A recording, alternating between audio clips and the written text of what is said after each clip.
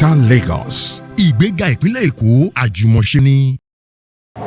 Gender-based violence has become a pressing issue that has captured the attention of people around the globe in recent years.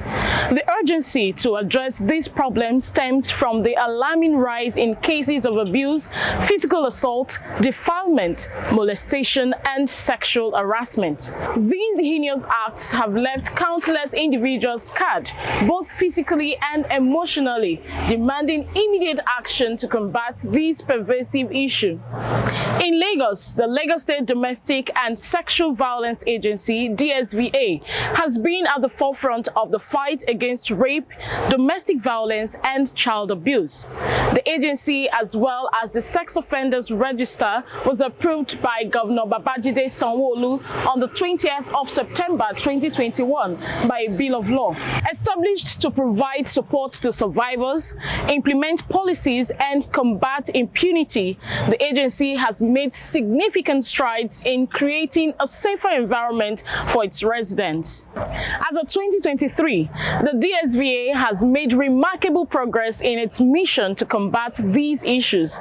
Through its virtual referral and response service, VRRS, and physical reporting channels, the agency has received a total of 10,484 cases of sexual and gender-based violence, SGBV. Now, domestic violence alone accounted for 4,360 cases, highlighting the urgent need for intervention in this area.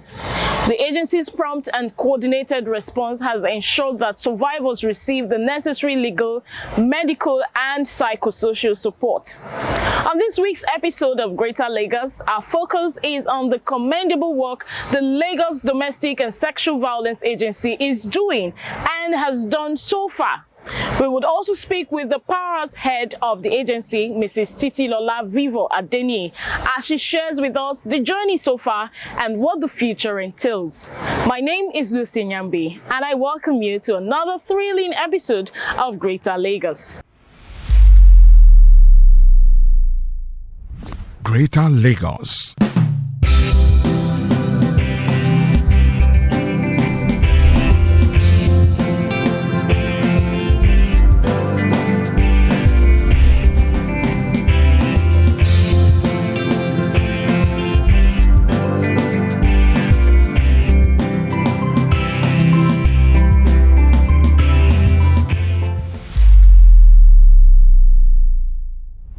Greater Lagos.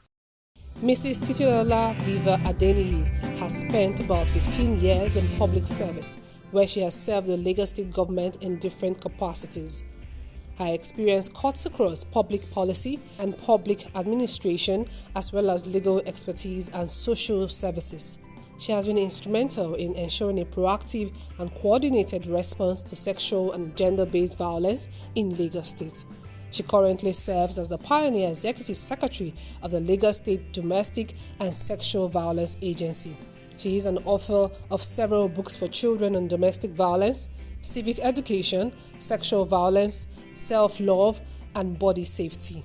More recently, she published her memoir in a book titled Living for a Higher Purpose, Inspiring Hope through the Nigerian Public Service in December 2022. Lola is the founder of the Lola Viva Adeni Foundation, which is committed to empowering the vulnerable in society through the provision of scholarships and business grants. The foundation has been able to support over 35 women-led businesses and sponsored numerous kids through scholarships. As a consultant, she has worked with national and international organizations including British Council, European Union-funded RULAC, World Bank, and United Nations projects. She continues to provide technical support for development of SGBV response models for other states of the Federation. Lola is an alumnus of Middlesex University School of Politics, Policy and Governance, and the London School of Economics. She's also a recipient of various awards, including the Partnership and Appreciation Award, presented by the Federal Republic of Nigeria. Greater Lagos. The Executive Secretary, Lagos State Domestic and Sexual Violence Agency, Mrs. Titilola Vivo Adeniyi. It's a pleasure to have you on the program, Rita Lagos. Thank you so much for having me. So I would like you to give us an overview of the services offered by the Lagos State Domestic and Sexual Violence Agency. Thank you. So we are a statutory agency created by law, pursuant to the Lagos State Domestic and Sexual Violence Agency Law 2021. And our mandate is enshrined in sections 2 and 5 of the law.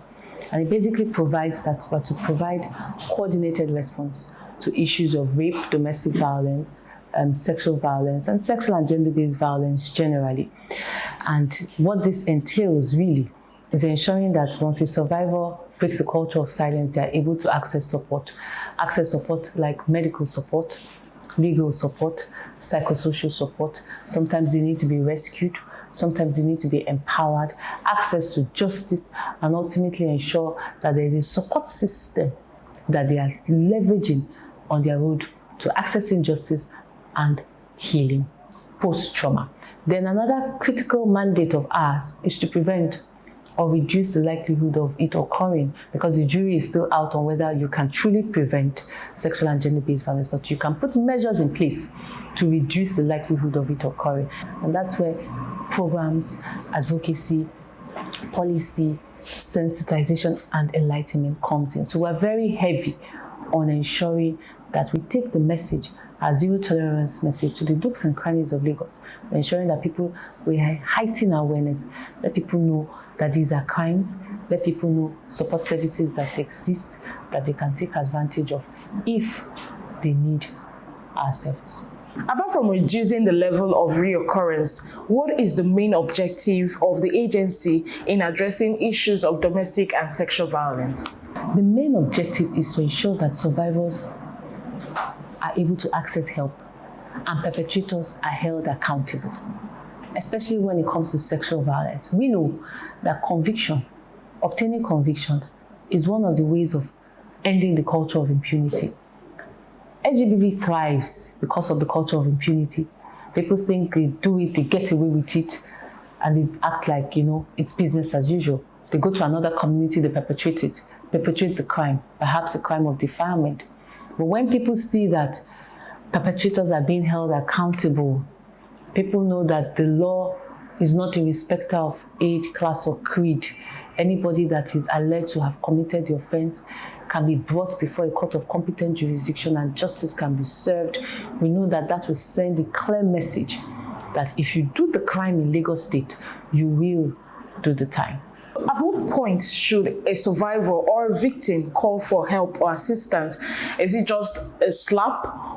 Or does it go beyond bruises, beating and all that? At what point should a victim call for help?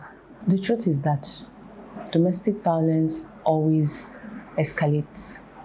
It very rarely reduces over time. And so what we say is, the moment it happened or it happens, you should speak up. Speaking up doesn't necessarily need to be to government, because as you've said, it may be a slap. But there's nothing like it's a slap. There's nothing like it's just people have died because they were slapped. In the process of falling down, they hit their head on the wall or they hit their head on the bed and they went into a state of comatose and they are no longer with us. So there's really nothing like it was just a slap. So the most important thing is you cannot wish it away. When it happens, in the unfortunate instance that it occurs, you should speak up and speak out. It can be speaking to your parents. It can be speaking to your religious cleric. It can be speaking to a friend. It can be speaking to an NGO. It can be speaking to government. The most important thing is you cannot wish it away. You must address it. And the way you address it is by speaking up. What about children and domestic staff? At what point do they call for help? Sometimes children may not call directly. Sometimes they do, because we go to schools. We go to primary and secondary schools, we take our toll-free lines with them, we take our passports, we have a document for them called My Passport of Rights. We empower children because children have a role to play in their protection. And this is where the role of the mandated reporter comes in. In Lagos, we've tried to institutionalize and mainstream mandated reporting in the different sectors. So you have neighbors actually calling on behalf of a fellow neighbor who is abusing their child, calling to give us information, reporting anonymously that this is happening to this particular child. You need to come, you need to investigate, you need to do the needful. So we know that children may not have access to us, and that is why we leverage the mandated reporting policy or the mandated reporting framework. More importantly, what we've tried to do is mainstream child protection, safeguarding into the education sector. And so if that child is in school, we hope that we've been able to engage that school, the management of that school, engage the guidance counselors, the school social workers, who ideally should be the people that that child will report to. That this is what is happening to me at home. It may not even be the child reporting.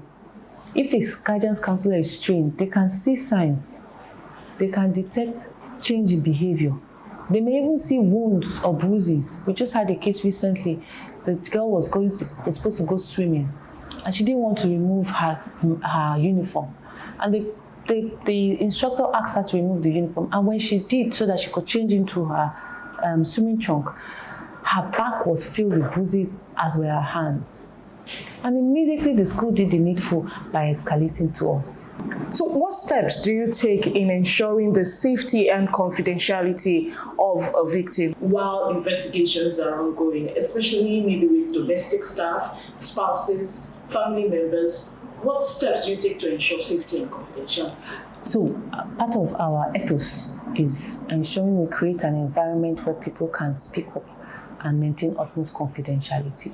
So if it's reporting via the toll-free line, we collect information and we share information on a need-to-know basis with our fellow responder agencies. Coming into the office, you speak with a case officer. It's you and the case officer. You tell us what you want us to know. If the case eventually gets to court, the law allows us to actually preserve and protect the identity of the victim and survivor, especially when it involves children, right? So you use pseudonyms or you use X, just to make sure that we protect the identity of the survivor. And the survivor is now not, the details of the survivor is not disclosed to members of the public, and we prevent the opportunity or the likelihood of them being stigmatized and shamed. The law actually, part of the Domestic and Sexual Violence Agency law, mandates the agency to protect the identity and ensure confidentiality of the people that report and also the people that experience violence. And then when we talk about domestic violence, we have the Protection Against Domestic Violence, 2007, amended 2015. And the main relief that law seeks to grant for survivors is ensuring survivors are able to access protection or restraining orders. Now, that process is also held in chambers. So it's not open. It's not in open court. And in fact, the law even provides that the proceedings of the court should not be disclosed in the media. So that's just one of the ways that the law takes into cognizance the need to protect the identity of the survivors so that they will be encouraged to go through the process and encourage others to break the culture of silence. So what is the process of reporting a case of domestic violence? You can report by calling the toll-free line 08000 333 333, accessible 24/7. You can send us a DM on any of our social media platforms. You can do an email to info@lagosdsva.org, or you can just walk into the office. We're located at Novel House in Central Business District and say you want to report a case, and we'll take it from there. Greater Lagos.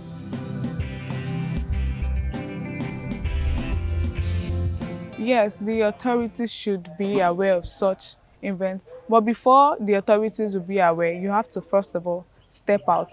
And most people are not aware of these authorities. They don't know how to get to these authorities. So I feel there should be someone very close to you that you'll be able to talk to about it that will lead you to the authorities.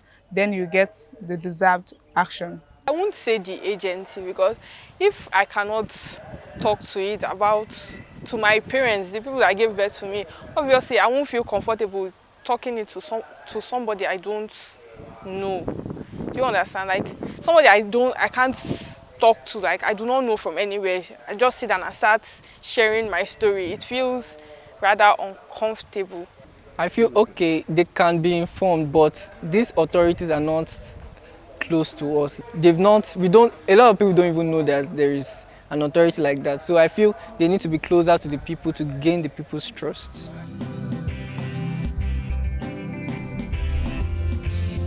Did you know that the Lagos State Domestic and Sexual Violence Agency is actively engaged in empowering survivors of sexual and gender-based violence through business entrepreneurship trainings? This initiative aligns with Governor Babajide Sanwo-Olu's Themes Plus agenda and serves as a crucial step in renewing survivors' confidence and fostering financial independence after enduring traumatic experiences. In a recent collaboration with SME 100 Africa, a significant training session was organized, focusing on essential aspects such as financial management, marketing, and digital transformation. The primary goal is to equip survivors with skills that are pertinent to the ever-evolving digital business landscape, contributing to their empowerment and inclusion in society. Led by seasoned professionals, the training is specifically designed for survivors who have undergone a rigorous assessment process and experienced a keen interest in initiating or expanding their businesses. This strategic approach aims not only to enhance their entrepreneurial abilities, but also to establish a solid foundation for their independence. By minimizing the likelihood of returning to environments where abuse occurred, the initiative seeks to break the cycle of victimization. It is crucial for individuals to seek help if they are victims or witnesses of such abuses. By coming forward, citizens contribute to creating a safer and more inclusive society, actively partnering with government to eliminate sexual and gender-based abuse. That's all in Eco Daily today. See you next time. Greater Lagos. So you've talked about awareness. What is the level of awareness? How do you create awareness to especially students, people's families? How do you create awareness? You know, we're taking this message, what we've tried to do is be scientific in our dealings, leveraging data, analyzing the data, mining the data of cases that have been reported. We have been able to identify local governments with high prevalence, local governments with low prevalence. We've been able to identify and profile sex convicts using our research that we did in partnership with the Nigerian Correctional Service. And so we have now come up and developed with programs and advocacy for different strata of society. So when it comes to children, nursery, primary and secondary school, we have our STRAC initiative. For the STRAC, we have My Passport of Rights. We have our textbooks that we distribute to the children. And we do this regularly in partnership with the Ministry of Education. When it comes to the youth, we go to the universities. We do community engagement. We do a lot of social media advocacy because we know that a good number of the youth population are on social media and universities. We engage them on issues like red flags. You are dating. What are the signs to look out for? These are things you can address during courtship. It may be more difficult to address them in marriage. So you notice these signs. Do you wish them away? Do you pray them away? Or do you address them head on and determine whether or not this is a relationship you want to continue with? Then we have also identified some critical stakeholders, community leaders, traditional rulers, religious leaders, people of influence, custodians of culture. These are people that settle cases or attend to cases at their level. We let them know why they must have interface with government. You can't be mediating a couple every week, every month, and you keep mediating. There comes a time where you must escalate. You must have interface with government because every domestic violence case is a potential murder case. In terms of reaching the community directly. We use the community engagement door-to-door mechanism. We work with the institutions and in the local government levels, the CDCs, the CDAs, the community leaders, to take the message to the grassroots. We are literally doing door-to-door.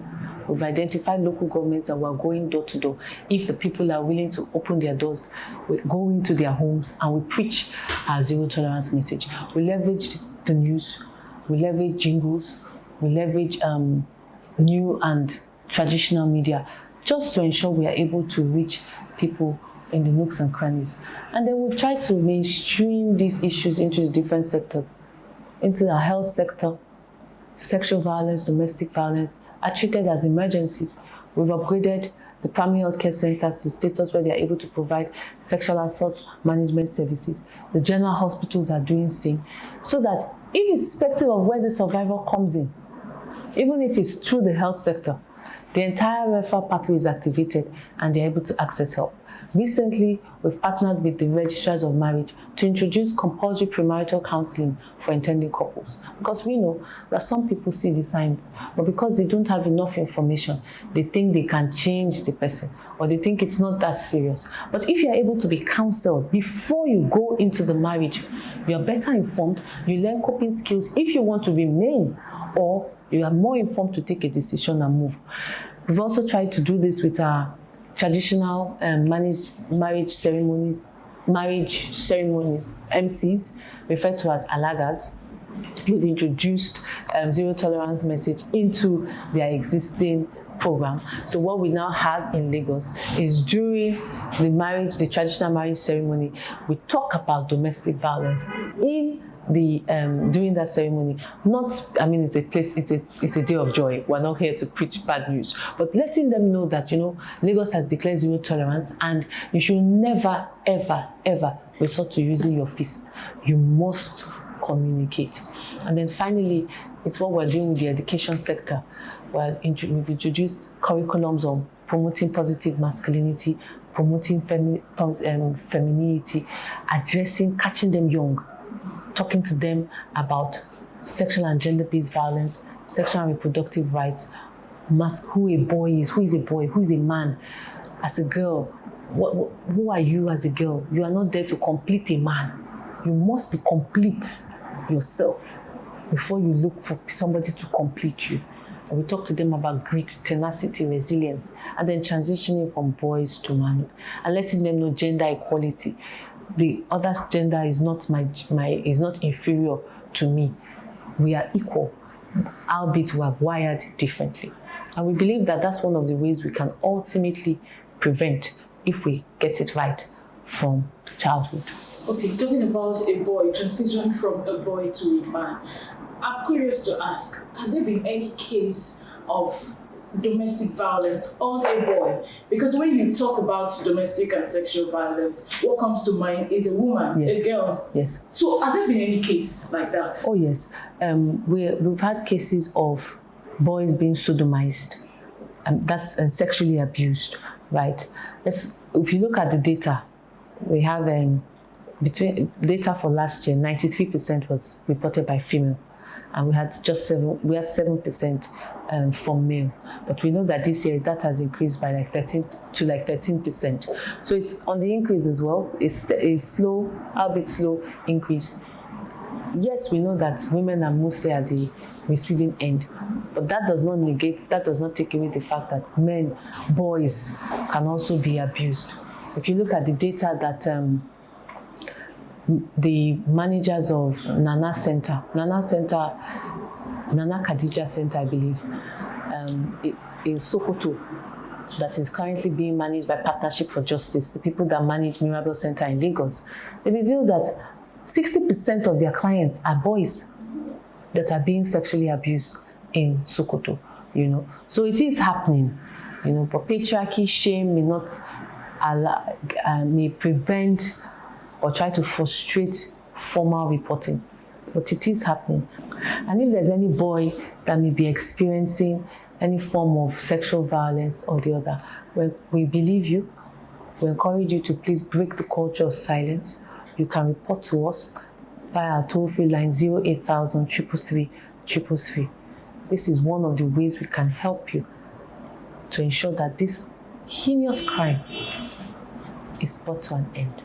Okay, sorry, before we go, you just mentioned grants, and I want to ask, is there a place for survivors to stay pending when investigations are ongoing? Yes, we have recently opened a shelter that's called Eco Haven, located at Ikorodu.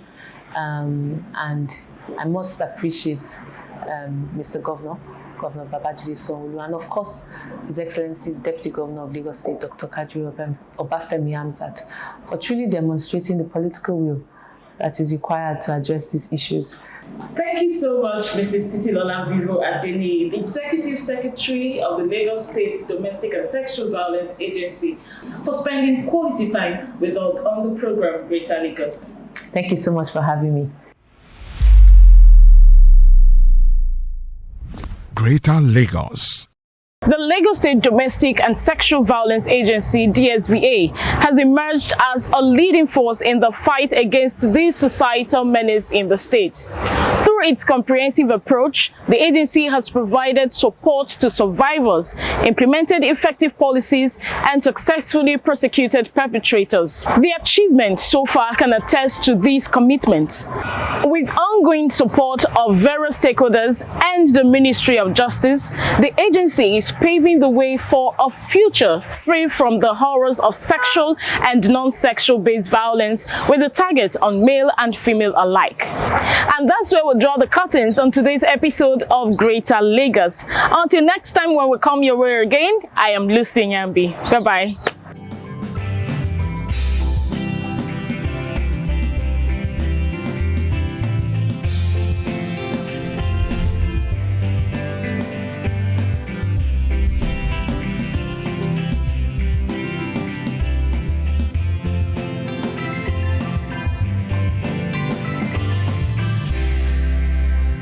Greater Lagos. Ìgbéga ìpínlẹ̀ Èkó àjùmọ̀ṣe ni.